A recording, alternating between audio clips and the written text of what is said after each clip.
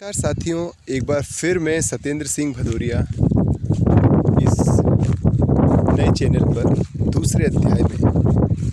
उस समय हमने देखा था कि सरसों के खेत की जो बुआई थी, ट्रैक्टर के माध्यम से सरसों का जो बीज था वो किस तरीके से बोया गया। आज हम देखेंगे कि उसके 20 दिन बाद सरसों का जो पौधा होता है वो किस तरीके से बढ़ जाता है, वो किस तरीके का दिखाई देता है। चलिए जानते हैं। तो आप सभी लोगों से एक मेरा रिक्वेस्ट है कि आप मेरे चैनल को लाइक करें, सब्सक्राइब करें और बेल आइकन ना दबाना भूलें, क्योंकि यदि आप उस बेल आइकन को दबाएंगे तो आपको मेरे जो नोटिफिकेशन है वो आपको मिलते रहेंगे। किसानी से रिलेटेड, फसल से रिलेटेड आपको जानकारी मिलती रहेगी। चलिए मैं आपको दिखाता हूँ सरसों का जो पौधा होता है वो किस तरीके का दिखाई देता है। ध्यान दीजिएगा, सरसों का पौधा ये देखिए, ये जो है ये सरसों का पौधा है।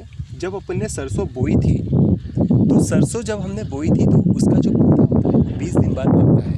20 दिन के बाद वो पौधा कैसा दिखाई देता है आप देख सकते हैं। सरसों का पौधा है, ये काफ़ी पत्तेदार होता है, जैसे पालक होती है उस तरीके का पत्तेदार होता है। और सरसों की सबसे ख़ास बात यह है कि सरसों का जो ऑयल है, जो तेल है, वो बहुत फ़ायदेमंद होता है हर चीज़ में, चाहे खाने से रिलेटेड, चाहे आप किसी भी चीज़ में, घरेलू जो औषधि, जो दवाइयाँ जो बनाई जाती हैं उससे रिलेटेड, हर चीज़ में सरसों के तेल का बहुत महत्व होता है। चलिए, इसकी गुणवत्ता तो बहुत होती है सरसों के तेल की। आइए मैं आपको एक चीज़ और दिखाना चाहता हूँ। इस खेत को देखिए, ये जो खेत है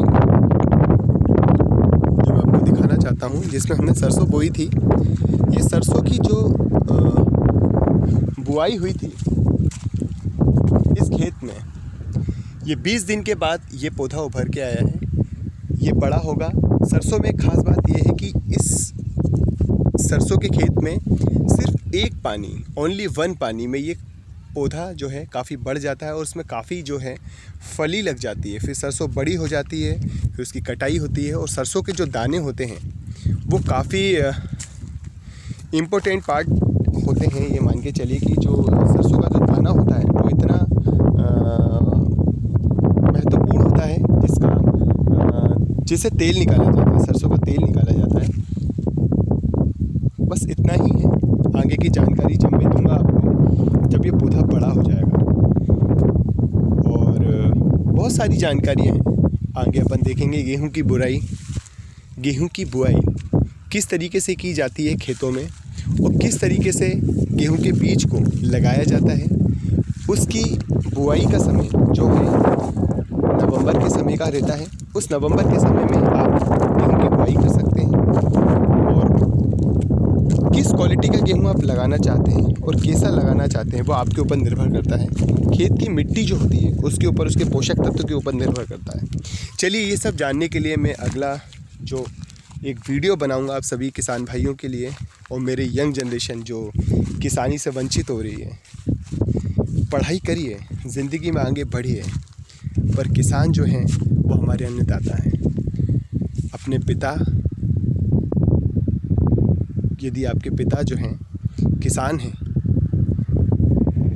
तो आप उनकी राह पे यदि चल रहे हैं तो आप ज़रूर चलिए, क्योंकि किसान जो है वो वाकई में किसान है, वो देवता है, वो भगवान है जो हमारे देश को अन्न देता है। तो कोशिश करें आप उनके राह पे चलें।